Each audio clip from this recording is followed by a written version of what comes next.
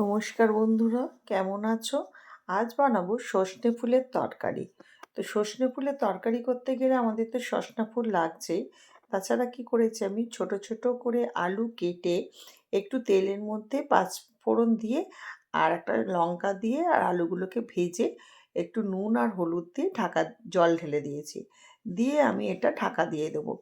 কিছুক্ষণ পর আমি নেড়ে ছেড়ে দেখবো, যখন দেখবো আলুগুলো হাফের থেকে বেশি সেদ্ধ হয়ে গেছে, তখন ধুয়ে রাখা সর্ষে ফুলগুলোকে দিয়ে ভালো করে নাড়াচাড়া করে আমি একটু সামান্য জল দিয়ে আর 5 মিনিটের জন্য ঢাকা দিয়ে রাখবো।